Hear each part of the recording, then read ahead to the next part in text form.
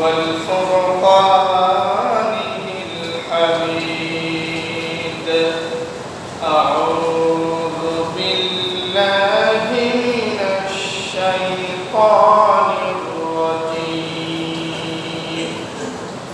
بسم الله الرحمن الرحيم সবাই পড়েন الرحمن علم القرآن خلق الإنسان علمه البيان صدق الله العظيم وقال تعالى في شان حبيبه مخبرا وآمرا إن الله وملائكته يصلون على النبي يا أيها الذين آمنوا صلوا عليه وسلموا تسليما اللهم صل على محمد وعلى آل محمد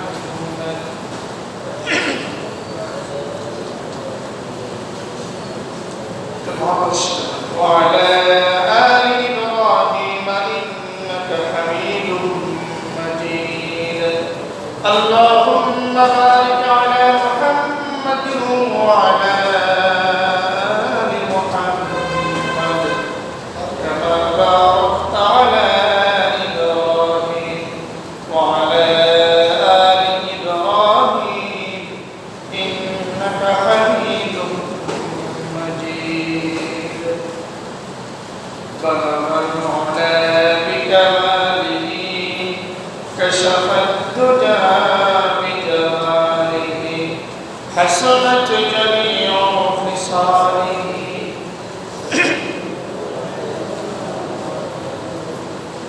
محمد मुस्तफा की मेरा मजर होता محمد मुस्तफा की मेरा मजर होता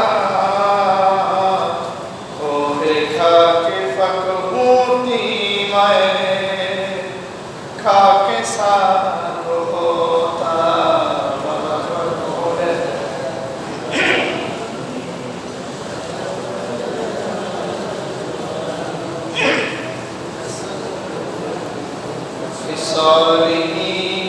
صلوا عليه সম্মানিত মুসল্লিয়ান কিরাম আমরা সেই মহান আল্লাহ সুবহানাহু ওয়া তাআলার দরবারে শুকরিয়া আদায় করছি যে মহান আল্লাহ তাআলা এই বিশাল আকাশের মালিক বিস্তীর্ণ জমিনের মালিক কুল কায়নাতের মালিক যিনি সকল সৃষ্টির সৃষ্টিকর্তা সকল বিধানের বিধানদাতা সকল প্রাণের রিজিকদাতা যিনি সাগরকে নগর বানান নগরকে সাগর বানান সে মহান মালিক মহান সৃষ্টিকর্তা মালিকুল আল্লাহ রাজাধিরাজ সে মহান আল্লাহর প্রতি আমাদের সকলের পক্ষ থেকে সুজুদ এবং শুকরিয়া আদায় করে সকলে বলছি আলহামদুলিল্লাহ।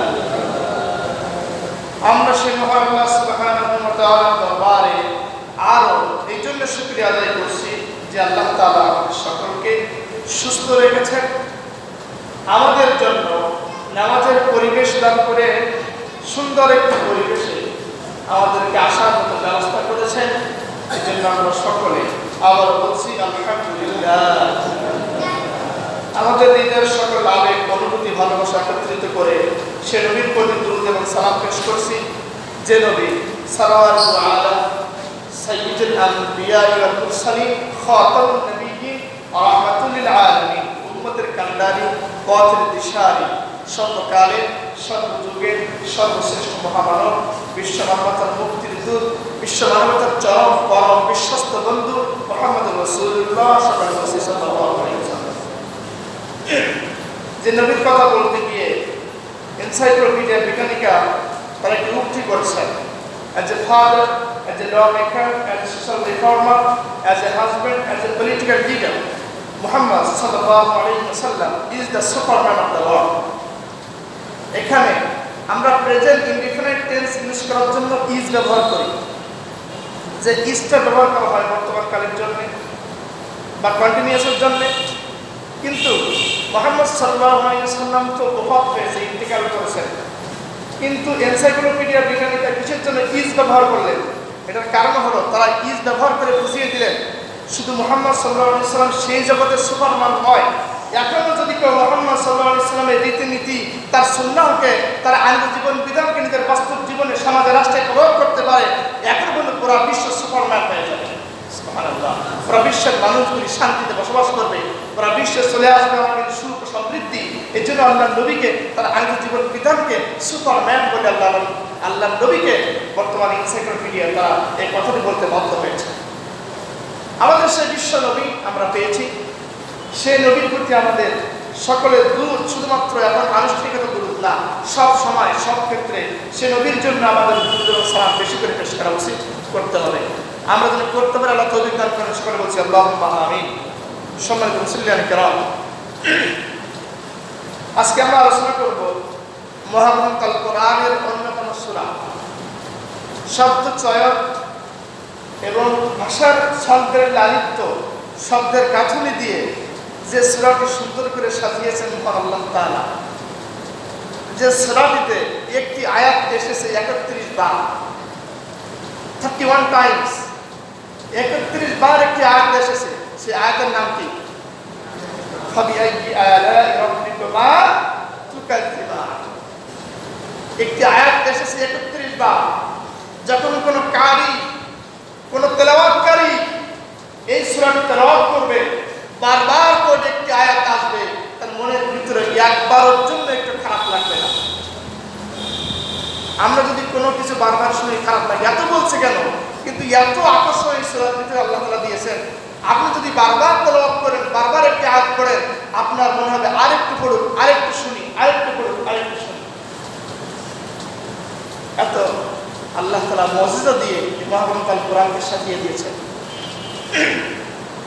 সম্মানিত উপস্থিতি, সেই সূরা সূরাতুর রহমান। এই সূরার নাম কি? সূরাতুর রহমান। এই সূরাতে আয়াত রয়েছে 78টি। এই সূরাটি নাযিল হয়েছে মক্কায়। মক্কায় নাযিল হয়েছে। এই সূরাটির ভিতরে আমরা বলেছি একটি শব্দ, একটি আয়াত রয়েছে 31 বার। সেই আয়াতটি আমরা অনেকেই মুখস্থ আমাদের আছে, ফাবিআইয়ি আলাই রাব্বিকুমা তুকাজ্জিবান। আল্লাহ বলছেন, তুমি আল্লাহ তোমার রবের কোন নিয়ামতকে অস্বীকার করবে? আল্লাহ প্রশ্ন করছেন। এখন আমরা কি আল্লাহর কোন নিয়ামতকে অস্বীকার করতে পারবো? পৃথিবীর কোন নাস্তিক হোক, আস্তিক হোক, বেদিন হোক, যে যে ধর্মের লোক হোক, আল্লাহ যে একটি নিয়ামত দিয়েছেন অক্সিজেন, এই অক্সিজেনের কথা কেউ অস্বীকার করতে পারবে? যে ব্যক্তি অস্বীকার করবে সে ব্যক্তি মানুষ না, পাগল, আর নয়তো জানোয়ার, নয়তো শয়তান। মানব যে ব্যক্তি হবে আর সুস্থ মসজিদ যে ব্যক্তি থাকবে, সেই ব্যক্তিকে অবশ্যই আল্লাহ দিয়ে সব নিয়ামতকে স্বীকার করতেই হবে। সম্মানিত উপস্থিতি, আমরা সেই সূরাতুর রহমানের মাত্র 4টা আয়াত তেলাওয়াত করেছি। আর রহমান আল্লামাল কোরআন, খলাকাল ইনসান, আল্লামাহুল বায়ান। কয়টা হলো? 4টা। এর থেকে 4টা আয়াত আমরা তেলাওয়াত করেছি। এই সূরাটির নামকরণ করা হয়েছে, সূরার প্রথমে যে শব্দটি আছে আর রহমান, এই রহমান দিয়ে এই সূরার নামকরণ করা হয়েছে। আরবের লোকেরা তখন রহমান চিনত না, রহমান আসলে কে আরবের মানুষগুলি জানতো না। এই জন্য তারা বলতো রহমান আবার কে? রহমান তো অমুক জায়গার মুসালামা, মুসালামাকে রহমান বলা হয়। মুসালামাতুল কাজ্জাব, যে ব্যক্তি ওই সময় নবুয়ত দাবি করেছিল, এই কথা তারা বলতো। যখন আয়াত নাযিল হলো, ওয়াইযা কিলা লাহুমুসজুদু লিররহমান, আল্লাহ বলছেন যখন তাদেরকে বলা হয় উসজুদু লিররহমান, তোমরা রহমানের সাজদা করো। সাজদা করতে হবে কার? সাজদা করতে হবে আল্লাহর, রহমানের সাজদা করতে হবে। উসজুদু লির রহমান। তখন মক্কার সব কাফেররা বলল, আমার রহমান, রহমান আমার কে? রহমান আমার কে? কার সাজদা করো?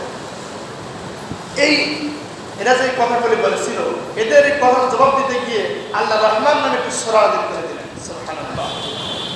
সম্মানিত উপস্থিতি, সেই সূরা, এই সূরার সম্পর্কে ঘটনা আছে হাদিসের ভিতরে। সেটি হলো, রাসূল একদিন সাহাবীদেরকে নিয়ে, তার সামনে মুসলিমের কয়েকজন সাহাবী ছিল, এই সাহাবীদের সামনে তিনি সূরাতুর রহমান পুরাটা তেলাওয়াত করলেন।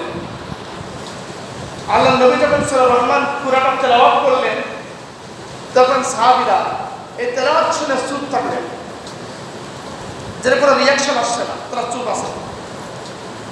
হুজুর বলেছেন, তোমরা, আমি এই সূরাটি এত সুন্দর করে তেলাওয়াত করলাম, তোমরা চুপ থাকলে আমি এই সূরাটি লাইলাতুল জিনে আমি তেলাওয়াত করেছিলাম, যে রাতে আমার কাছে জিনে এসেছিল, আমি সেই রাতে এই সূরাটি তেলাওয়াত করেছিলাম।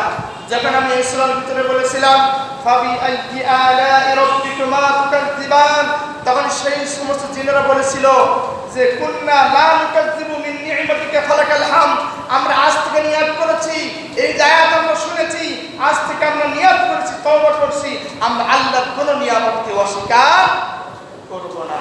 ফালাকাল হামদ, এবং আমাদের সমস্ত প্রশংসা কার জন্য হবে? আল্লাহর জন্য। জিনেরা বলেছিল।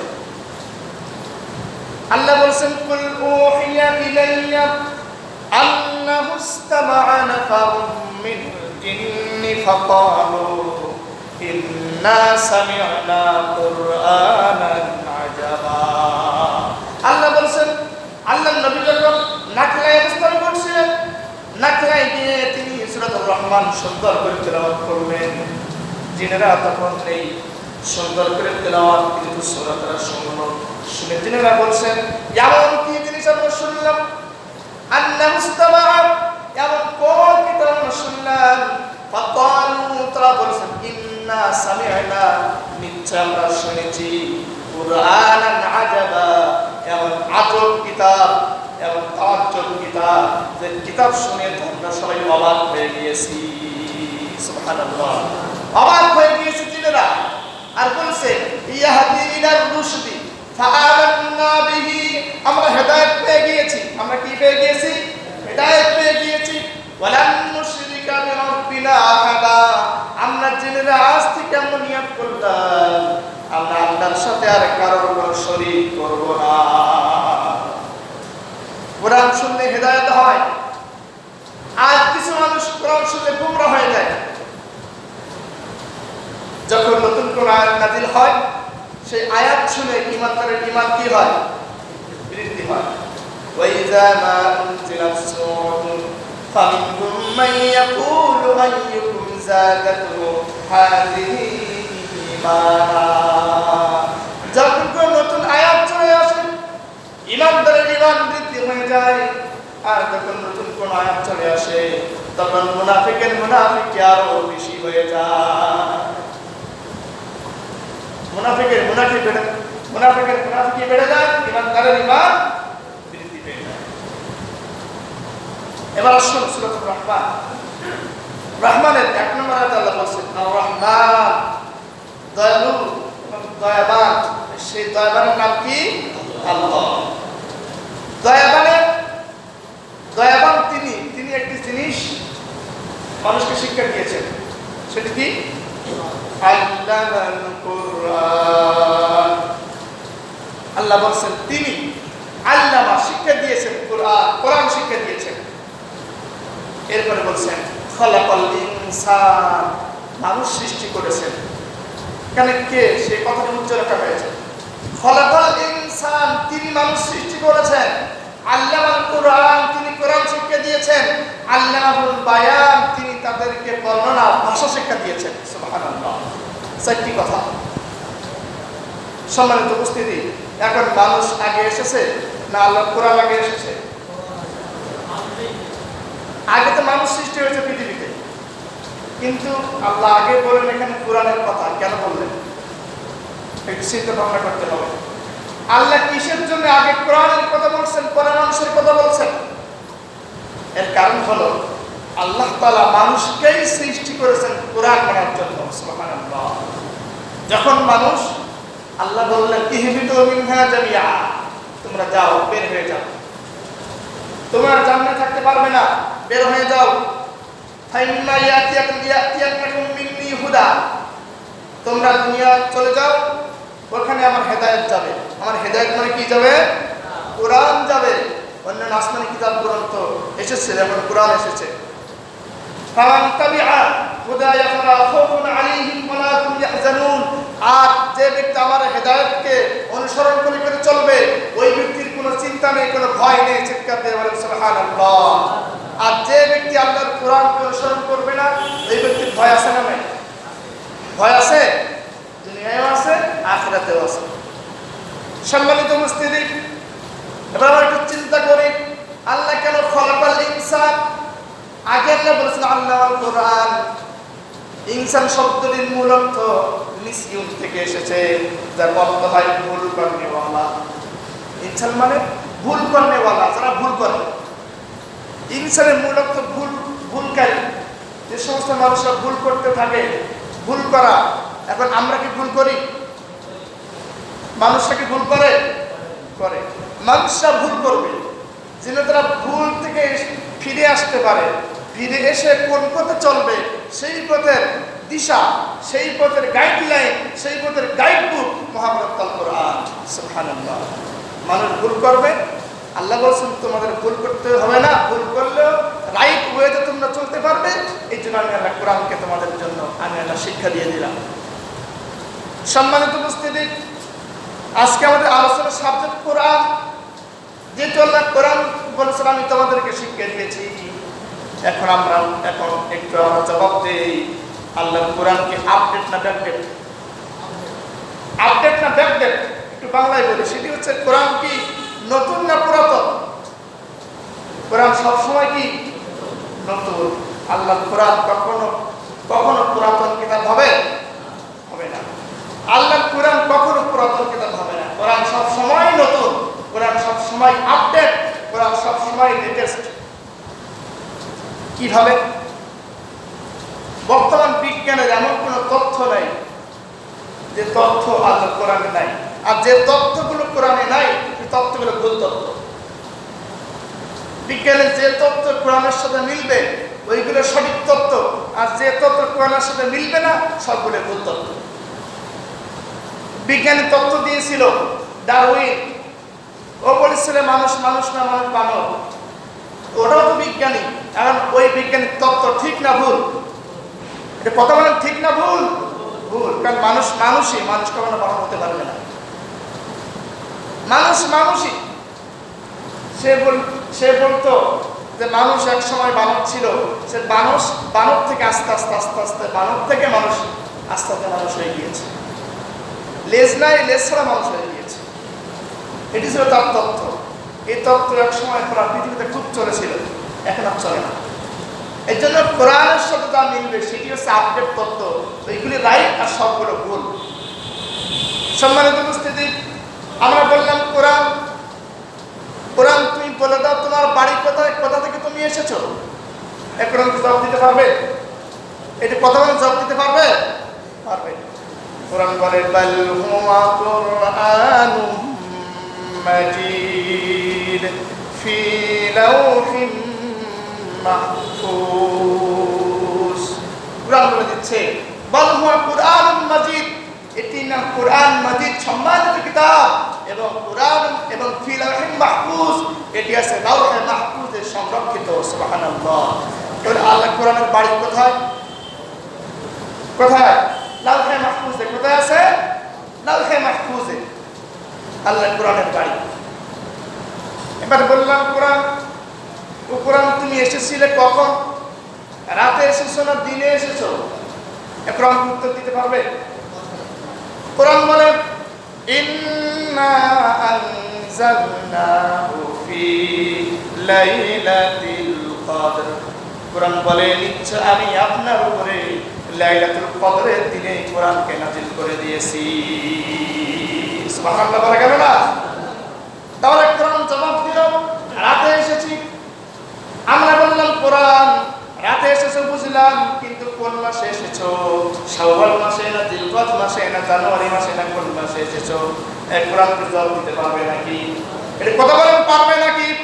কোরআন বলে দিবে শাহরু রমাদানাল্লাযী উনজিলা ফীহিল কুরআনু হুদাল লিন-নাসি ওয়া বায়্যিনাতিন মিনাল হুদা ওয়াল ফুরকান। কোরআন বলে দিল শাহরু রমাদানাল্লাযী, রমজান এমন কিতাব, রমজান এমন মাস, উনজিলা ফীহিল কুরআন, যে মাসে আল্লাহ কোরআনকে নাযিল করে দিয়েছে। তাহলে আমরা জানতে পারলাম কোরআন কোন মাসে এসেছে? রমাদান মাসে এসেছে। আমরা বললাম কোরআন তুমি কিভাবে এসেছো? কোরআন তোমাকে কেউ কি নিয়ে এসেছে না তুমি আল্লাহর কাছ থেকে এসেছো? কিভাবে এসেছো?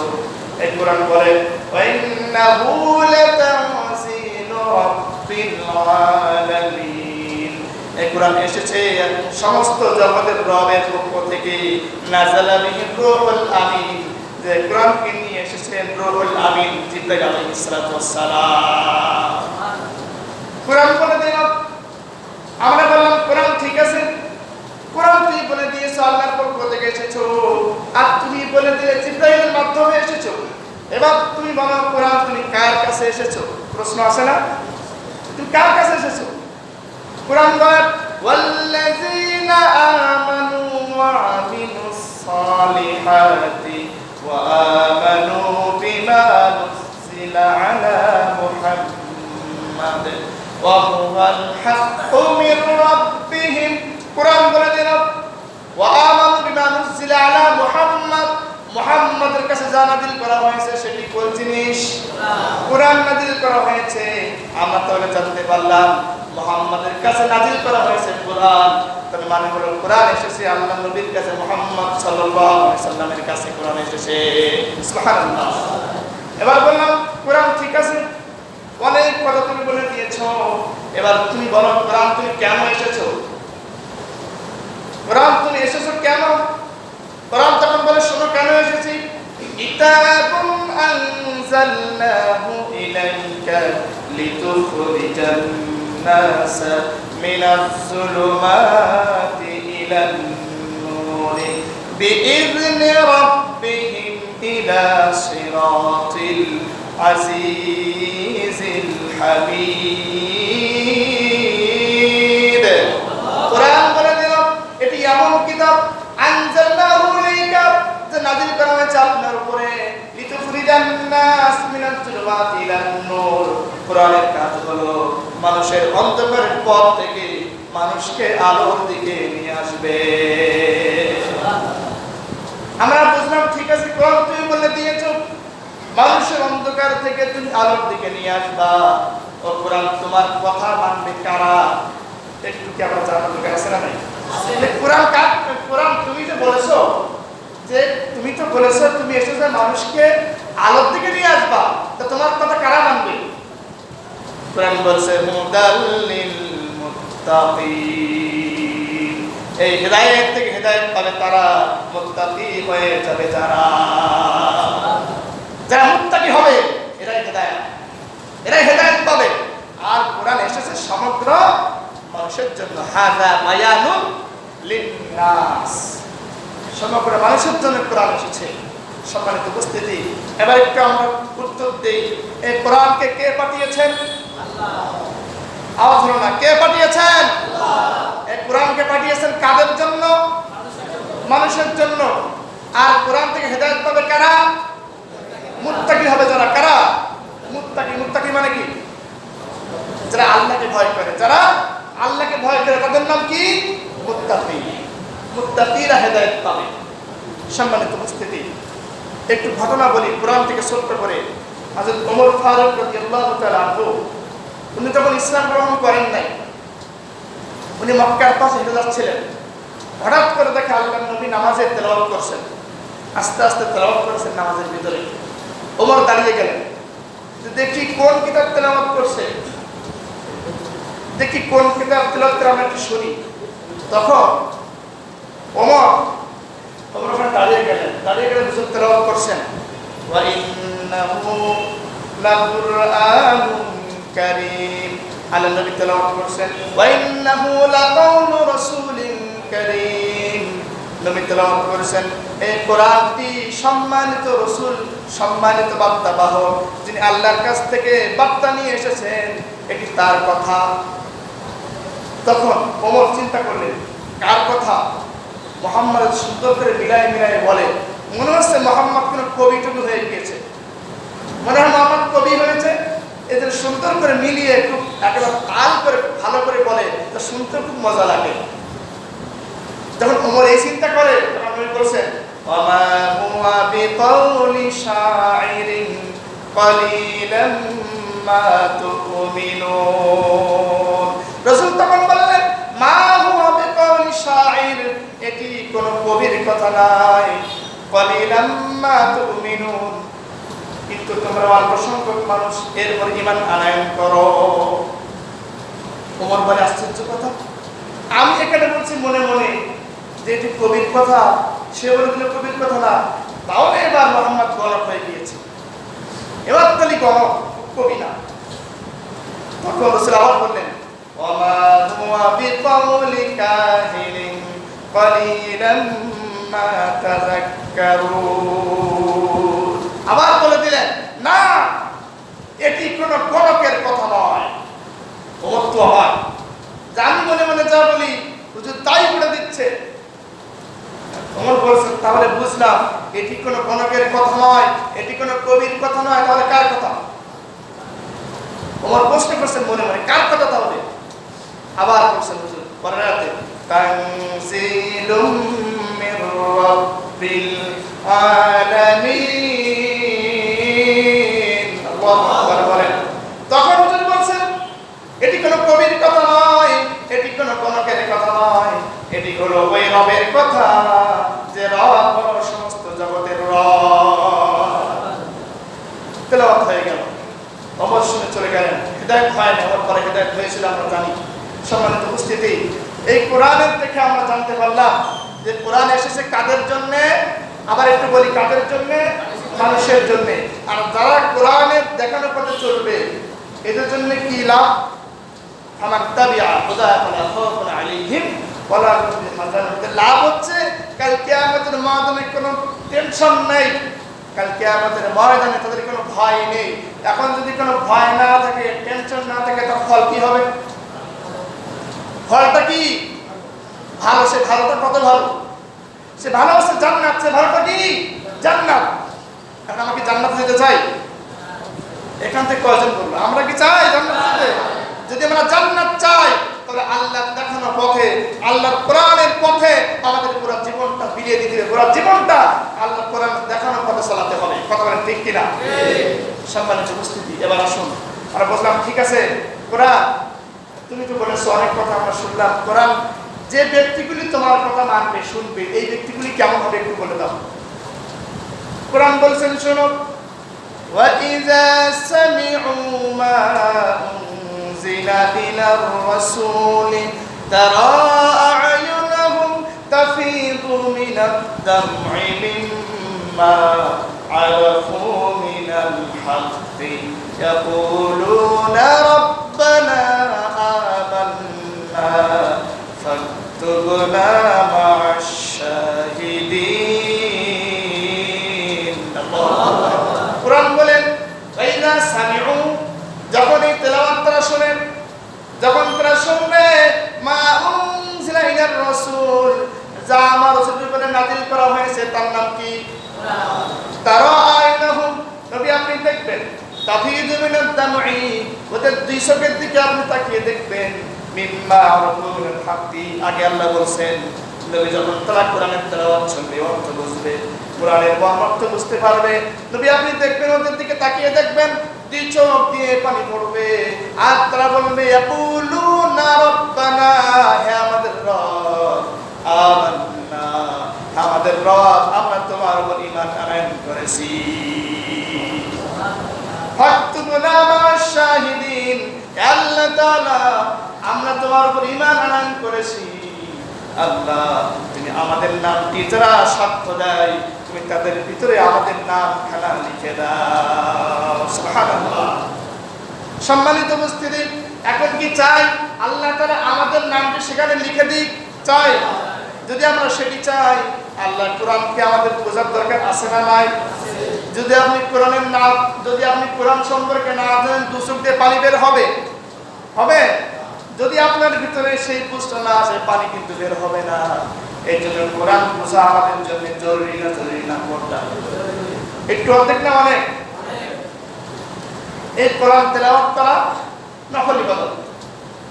কোরআন তেলাওয়াত করবেন নফল ইবাদত, কিন্তু আপনি কোরআন যখন বুঝে পড়বেন এটা আপনার জন্য ওয়াজিব ইবাদত। সুবহানাল্লাহ। বুঝে পড়া ওয়াজিব। আল্লাহ বারবার করে ধমক দিয়ে দিয়ে বলছেন, আপনি এতটা পড়ো না কোরআন, তোমরা কেন এই কোরআন নিয়ে গবেষণা করো না, চিন্তা ভাবনা করো না? সম্মানিত উপস্থিতি, আমরা কোরআন শুনলে দুচোখে পানি বের হয়, এই সম্পর্কে আমরা একটি দৃষ্টান্ত দিব। খুব মনোযোগ দিয়ে শুনবেন। কোরআন শুনলে যে ব্যক্তি কোরআন বুঝে শুনবেন বা কোরআনের অর্থ বুঝবেন, মর্মার্থ বুঝবেন, সেই ব্যক্তি চোখ দিয়ে পানি বের হবে। তো সেই লোকটি যে হোক, মুসলিম হোক অমুসলিম হোক, যদি কোরআনের তেলাওয়াত মনোযোগ দিয়ে শুনে অর্থ বোঝার চেষ্টা করে, ব্যক্তি দু চোখ দিয়ে পানি বের হবে, হতেই হবে। হযরতে রাসূল করিম সাল্লাল্লাহু আলাইহি ওয়াসাল্লামের সাহাবীরা যখন মক্কায় অনেক মার খাচ্ছিল, তারা অনেক প্রহার করা হচ্ছিল, ওদেরকে নির্যাতন করা হচ্ছিল, তখন রাসূলের সাহাবীরা, হুজুর বললেন, সাহাবীরা তোমরা একদল হিজরত করে চলে যাও, হাবশায় চলে যাও। কোথায় চলে যাও? হাবশা, আবিসিনিয়া চলে যাও। আবিসিনিয়ায় চলে যাও। আবিসিনিয়ায় চলে যাও। আবিসিনিয়ার বাদশার নাম নাজ্জাশী। বাদশার নাম কি? নাজ্জাশী। এই নাজ্জাশী ছিল খ্রিস্টান ওই সময়কার। তখন রাসূলের সাহাবী ভিতরে ৮০ জন সাহাবী বলল, যাও তোমরা ওখানে চলে যাও।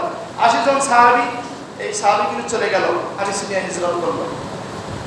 এর ভিতরে অন্যতম ছিল হুজুরের স্ত্রী উম্মে সালমা রাদিয়াল্লাহু তাআলা আনহা এবং আপন চাচাতো ভাই হযরত জাফর ইবনে আবু তালিব রাদিয়াল্লাহু তাআলা আনহু। এখানে তো সবচেয়ে জলদি খানে সম্মানিত উপস্থিতি, মনোযোগ দিবেন। হযরত জাফর এবং উম্মে সালমা সহ ৮০ জন সাহাবী মক্কা থেকে চলে গেলেন আবিসিনিয়ায়, হিজরত করলেন। যখন সেখান থেকে তারা চলে গেলেন আবিসিনিয়ায়, গিয়ে সেখানে তারা খুব ভালো অবস্থান, ভালোভাবে থাকছেন, কোনো দুঃখ নেই, জ্বালানি যন্ত্রণা নেই, ভালোভাবে তারা সেখানে অবস্থান করছে। এই দৃশ্য যখন মক্কার লোক জানতে পারলো, মক্কার কাফেররা চিন্তা করছে যে আমরা যে উদ্দেশ্য করে এদেরকে কষ্ট দিয়েছি তা তো হচ্ছে না, এরা সেখানে গিয়ে তো আরামে আছে, আরামে থাকতে দেওয়া যাবে না। ইমানদাররা, আল্লাহর পথের সৈনিকরা, দ্বীনের মুজাহিদরা ভালো থাক, এটা কখনো বাতিল শক্তি চায় না। কথা বলে ঠিক কিনা? যারা ইসলাম চায় এরা পৃথিবীর যেখানে থাকবে না কেন, বাতিল শক্তি সেখানে হামলা করার চেষ্টা করবে, শক্তি দিয়ে বলো, যেভাবে করো চেষ্টা করবে। ঠিক সেই চেষ্টা তারা করেছিল। এরা যখন চিন্তা করছে এদেরকে আবিসিনিয়ায় ভালো থাকতে দেওয়া যাবে না, তাই কি করা যায়, তখন দুইজন কূটনীতিক, ওই সময়টা বুদ্ধিজীবী মানুষ, একজন ছিল আব্দুল্লাহ ইবনে রাবিয়া আর একজন আমর ইবনুল আস, এই দুইজনকে পাঠানো হলো যে তোমরা ঘুষ যা লাগে, বর্তমান ভাষায় ঘুষ বলে, এই ঘুষ মোটামুটি যা লাগে, হাদিয়া তোবা যা লাগে সব নিয়ে যাও, যত লাগে নিয়ে তোমরা আবিসিনিয়ায় চলে যাও, গিয়ে ঘুষ দিয়ে হলেও যেভাবে পারো, নৈতিকভাবে হোক অনৈতিকভাবে হোক, তোমরা তাদেরকে মক্কায় ফিরিয়ে আনো। ফিরিয়ে আনবা, সবকটাকে ফাঁসি দেবো, আমরা তো জেল দেবো, মারতেই হবে। ওরা আমাদের দেশের আইন না মেনে, আমাদের না মেনে চলে গেল কেন? ওদেরকে ডেকে নিয়ে এসো। দুইজন লোক চলে গেল আবিসিনিয়া, একটা আব্দুল্লাহ ইবনে রাবিয়া, আমর ইবনুল আস, দুইজন মানুষ। এই দুইজন ব্যক্তি চলে গেল আবিসিনিয়ায়। আবিসিনিয়ায় যখন তারা গেল, গিয়ে দুইজন ব্যক্তি রাজনৈতিক বুদ্ধি দেখেন কিরকম ছিল। আগে তার নাজ্জাশীকে ধরে নাই, আগে তারা ধরল মন্ত্রী পরিষদ, সচিবদের ধরল, যারা আমলা থাকে সবাইকে ধরলো। সবাইকে ধরে মোটামুটি যা অর্থ লাগে, ঘুষ লাগে, ঘুষ সব মোটামুটি কমপ্লিট করলো। যারা ওখানে ছিল, ওদের সভাসদ ছিল, যারা রাষ্ট্রের উপরিপত্র দায়িত্বশীল যারা থাকে, সবাইকে ধরলো, ধরে ঘুষ দিয়ে, টাকা পয়সা দিয়ে, ওই সময় যা দেওয়া যায় সব কিছু দিয়ে তারা বললো ঠিক আছে, এবার আমরা আমাদের রাজার সাথে কথা বলবো যে এই ব্যক্তিগুলি কেন এসেছে। এই কথা বলে সেই দুইজন লোক ওই নাজ্জাশীর দরবারে উপস্থিত হলো। হয়ে বলছেন, নাজ্জাশীর কাছে গিয়ে বলছেন যে বাদশা, আপনি ন্যায় বিচারের বাদশা আমরা জানি, কিন্তু আপনার কাছে আমাদের একটি আর্জি আছে। আর্জি হলো, আমাদের এলাকার কিছু ছোকরা, কিছু অর্বাচীন লোক, আমাদের এলাকার কিছু লোক আমাদের না করে চুরি করে আপনি এখানে চলে এসেছে। সুতরাং এদের সম্পর্কে তো আপনি খুব বেশি ভালো জানেন না। তা আপনার কাছে আমাদের অনুরোধ হলো, আমাদের আবেদন হলো, এই লোকগুলিকে আপনি আমাদের কাছে দিয়ে দেন, আমরা আমাদের এলাকায় নিয়ে যাব, আমাদের দেশে নিয়ে যাব। এই কথা যখন বললো, তখন আশপাশের যারা ছিল সভাসদ বলে হ্যাঁ বাচ্চা ঠিক আছে দিয়ে দেন, ও লোক তো ভালো না, ওই যে খেয়েছে আগে মাল করেছে, মাল বললে তো গাবেই, অনেক ঘুষ পেয়েছে, গুরুগুল পেয়েছে, কত তো উল্টাবে। এরা তখন বলছে বাচ্চা দিয়ে দেন, ওদেরকে রাখার দরকার কি, ঝামেলা করা, এদের কাছে দিয়ে দেন। তখন বাচ্চা বলছেন না, আমি দুই পক্ষের বক্তব্য না শোনা পর্যন্ত আমি বাচ্চা কোনো সিদ্ধান্ত নিতে পারি না। এটি হচ্ছে ন্যায় বিচারক বাচ্চার একটি নিয়ম, কথা বলেন ঠিক কিনা? ন্যায় বিচারক বাচ্চা যিনি হবেন, ন্যায় বিচারক রাষ্ট্রের প্রধান যিনি হবেন, তার উচিত হলো দুই পক্ষের কাছ থেকে সমানভাবে শুনে একেবারে নিরপেক্ষ দৃষ্টিতে বিচার করা, কথা বলেন ঠিক কিনা? আমি শুনলাম এ পক্ষের কাছে 40 জন, এ পক্ষের কাছে 2 জন, তাহলে কি ন্যায় বিচার হলো? ন্যায় বিচার হবে? দুই পক্ষে সমান শুনতে হবে, দুই পক্ষের সাক্ষী সমান রাখতে হবে। ওই সময় তিনি বললেন আমি দুই পক্ষের কথা না শুনে আমি নাস্তাশি করে মন্তব্য করতে পারবো না, ডাকতে ওই পক্ষের লোকদেরকে। তখন 80 জন একটি সভা করলেন, মজলিস করলেন, তারা সিদ্ধান্ত গ্রহণ করলেন যে আমাদের কল্লা থাক আর না থাক, আমাদের জীবন থাক আর না থাক, আমাদের রাসূল, আমাদের নবী আমাদের যা শিখিয়েছেন আমরা সেই কথাগুলি ছাড়া একটা কথা আমরা বেশি বলবো না। চিৎকার দিয়ে বলেন সুবহানাল্লাহ। ইমানদার পৃথিবীর যেখানে থাকবে না কেন, আল্লাহর কথা ছাড়া, আল্লাহর নবীর কথা ছাড়া তারা বারণ কোনো কথা বলে তারা সেখান থেকে ফিরে আসতে পারবে না। ইমানদার কোন সিদ্ধান্ত নিলেন, আমাদের একজন কথা বলবে, আমাদের একজন আমির হবেন জাফর ইবনে আবু তালেব রাদিয়াল্লাহু তাআলা আনহু, যিনি রাবণ চাচাতো ভাই। জাফর চলে গেলেন বাচ্চার সামনে। যখন বাচ্চার সামনে হাজির হলেন, বাচ্চা তখন বলছে আপনারা নাকি মক্কা থেকে চলে এসেছেন, এখানে আপনাদের খবর কি বলুন। তখন জাফর ইবনে আবু তালেব বলছেন বাচ্চারা, আমরা একসময় মূর্তি পূজা করতাম, জেনা করতাম, ব্যবসা করতাম, আমরা খারাপ কাজ করতাম, আমরা এমন কোনো খারাপ কাজ ছিল না, আমরা তখন করি নাই। কিন্তু আমরা একজন নবীর কাছে এসে একটি কোরআন আমরা পেয়েছি, এমন একজন কিতাব পেয়েছি, একটি কিতাব আমরা পেয়েছি, সেই কিতাব অনুসরণ করে করে আমাদের জীবনটা পরিবর্তন হয়েছে। হুজুর বাচ্চা নামদার আমরা খারাপ কাজ করেছি, এখন করি নাই, এই জন্য এই ব্যক্তিগুলো আমাদের সহ্য করতে পারে না, এরা আপনার সাথে এসে আমাদের বিরুদ্ধে মিথ্যা কথা বলেছে। তখন বাচ্চা বললেন তাই কি কিতাব এসেছে বলো একটু শুনি, এমন কিতাব যে কিতাব শুনে তোমাদের অন্তর পরিবর্তন হয়েছে, একটু শোনাও আমাকে সেই কিতাব। তখন হযরত জাফর ইবনে আবু তালিব তেলাওয়াত করলেন, যিকর রাহমাতি রাব্বিকা আবদাহু যাকারিয়া ইয নাদা রাব্বাহু নিদাআন খাফিয়া। এখান থেকে অনেকগুলো আয়াত তেলাওয়াত করলেন। উনি তখন বললেন ওয়াজকুর ফিল কিতাবি মারইয়াম إذ انتبذت من أهلها مكانا شرقيا فاتخذت من دونهم حجابا فأرسلنا إليها روحنا فتمثل لها بشرا سويا। যখন তিনি এরকম করে তেলাওয়াত করতে লাগলেন এই সূরা, তখন তাকিয়ে দেখলেন বাচ্চা নাজ্জাশী দুই চোখ দিয়ে পানি বের হচ্ছে, দুই চোখ দিয়ে পানি বের হয়ে বাচ্চার সেই পানিটি একবার দাড়ি মোবারক ভিজে তার বুকের উপরে পড়ছে। একজন খ্রিস্টান মানুষ।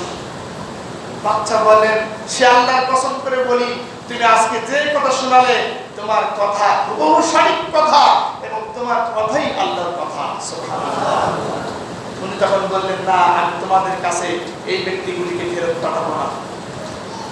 সকাল হয়ে গেল, পরের দিনকে ইবনুল আস আবার চিন্তা করছেন কিভাবে লোকটিকে নিয়ে আসবেন। উনি গিয়ে বলছেন, বাচ্চা, আপনি তো বলছেন এদেরকে ছাড়বেন না, কিন্তু আপনার নবী ঈসা, আপনি শোনেন তো এরা ঈসা সম্পর্কে কি বলতে চায়। শেষ চেষ্টা করলো, শেষ বারে আবার রিভিউ করলো, যে রিভিউতে দেখা যাক আমাদের পক্ষে রায়টা আসে কিনা। তখন চেষ্টা করছে যে বাচ্চা একটু বলো, বাচ্চা আপনি শোনেন ওদের কাছে যে ওরা কি বলতে চায়। আবার চিন্তা করলো সবাই, বললো আমরা আজকেও ঈসা সম্পর্কে আমরা যা জেনেছি তাই বলবো, আমরা বাচ্চাকে সন্তুষ্টির জন্য ঈমান হারাতে আমরা কোনো রাজি নই। তখন বলা হলো, বাচ্চা বলছেন, জাফর ইবনে আবু তালেব, বলুন আপনার ঈসা সম্পর্কে আপনার কি ধারণা। তখন বলছেন, ঈসা হচ্ছে আল্লাহর নবী, তার মা ছিলেন কুমারী, ঈসা আল্লাহর পক্ষ থেকে এসেছে, তাছাড়া আর কিছু নয়, এবং তিনি আল্লাহর নবী। যখন তিনি এই কথা বললেন, তখন সঙ্গে সঙ্গে বাচ্চা নাজ্জাশী নিজ থেকে ছোট্ট একটি ঘাস নিলেন, তীর্ণ ঘাস নিলেন, ঘাস নিয়ে উঁচু করে বলছেন, দেখো আমার হাতে ঘাস, এই ঘাস যেমন ছোট্ট, এই ব্যক্তিটি ঈসা সম্পর্কে যা বলেছে কোন রকম মিথ্যা নাই, ঘাস যেমন মূল্য নাই, এই ব্যক্তি ঈসা সম্পর্কে একটি কথাও মূল্যহীন কোনো কথা তিনি বলেন নাই। যা বলেছেন 100% সত্য কথাই বলেছেন। বাচ্চা নাজ্জাশীর ভিতরের পরিবর্তন কিভাবে হয়েছিল? কিভাবে হয়েছিল? আল্লাহর কোরআন শুনে হয়েছিল। আর আমরা মুসলমানরা আমাদের অন্তরে পরিবর্তন হচ্ছে না কেন? আমরা মুসলমানরা কোরআন শুনি না। এখন আমরা কি কোরআন শুনতে হবে, কোরআন শিখতে হবে, এটি কি আমাদের দায়িত্ব না কর্তব্য? না, এটি না করলে আমরা পার পেয়ে যাব? কি মনে হয়? না করলে আমরা পার পেয়ে যাব? পারবো না। তাহলে আমরা মুসলিম যারা হয়েছি, মুসলিম যারা আমরা দাবি করি, অবশ্যই কোরআন শিখতে হবে বাধ্যতামূলক। এখন সম্মানিত উপস্থিতি, আমরা যদি আজকে থেকে যদি আমরা বলতে চাই যে নিয়ত করতে হবে আমরা যে আমাদের বয়স যা হোক, বয়স আমার যা হয়েছে, জীবনের শেষ নিঃশ্বাস পর্যন্ত আল্লাহর কোরআনের ছাত্র হব, এটি করা যাবে? আওয়াজ হয় না? যাবে? একটি কথা বলতে চাই, সেটি হলো আমাদের মসজিদে প্রত্যেকদিন সকালে ফজরের নামাজের পর থেকে অনলি 20টা মিনিট আল্লাহর কোরআন থেকে আলোচনা হয়, কোরআন থেকে তাফসীর করা হয়, মানুষকে বোঝানো হয় সকালে। আর মাগরিবের পরে আল্লাহর কোরআন শিক্ষা দেওয়া হয়। দুইটা জিনিস, আল্লাহ কোরআনের দুইটা জিনিসের কথা বলেছেন। কোরআন একটা বলেছেন কোরআন তেলাওয়াত করো এবং কোরআন অধ্যয়ন করো, কোরআন বুঝো। আমরা সকালে কোরআন বোঝার মাধ্যম দিয়ে দিন শুরু করি আর কোরআন শিক্ষার মাধ্যম দিয়ে দিন শেষ করি। সম্মানিত উপস্থিতি, এখন যদি আমরাও চাই, আমরাও যদি নিয়ত করতে পারি যে আমার জীবনটাও, আমার জীবনের একটা দিন শুরু হোক কোরআন বোঝা দিকে, তাহলে সেই দিনটা আমার জন্য সবচেয়ে ভালো যাবে না খারাপ যাবে? আজকে থেকে নিয়ত করতে হবে, আমরা যারা এখানে মুসল্লি আছি, অন্তত ফজরের নামাজের পরে 20টা মিনিট বসে আল্লাহর কোরআন বোঝার মাধ্যম দিয়ে আমার দিন শুরু করবো। পারবো ইনশাআল্লাহ সবাই? আল্লাহ যেন আমাদের ইনশাআল্লাহ কবুল করেন। সকলে বলছি আল্লাহুম্মা আমিন। আর যখন সন্ধ্যা হবে, রাত হবে, আমরা রাতটি শেষ করব আল্লাহর কোরআন তেলাওয়াতের মাধ্যম দিয়ে। এটা কি পারা যাবে ইনশাআল্লাহ? এটি ছাড়া কোনো উপায় নাই। রাসূল বলেছেন, ইকরাউল কোরআন ফাইন্নাহু ইয়াতি ইয়াউমাল কিয়ামা শাফিআন লিআসহাবি। তোমরা কোরআনকে শিখো, কোরআন অধ্যয়ন করো, কোরআনের তেলাওয়াত করো, কাল কিয়ামতের ময়দানে এই কোরআন তোমাদের জন্য সুপারিশ করবে। সুবহানাল্লাহ। প্রিয় উপস্থিতি, আমরা যেন যে আলোচনা শুনেছি আমরা যেন আমল করতে পারি এবং আমরা যেন জীবনের শেষ নিঃশ্বাস পর্যন্ত আল্লাহর কোরআনের ছাত্র হতে পারি। আল্লাহ আমাদের সকলকে তৌফিক দান করেন। সকলে বলছি আল্লাহুম্মা আমিন।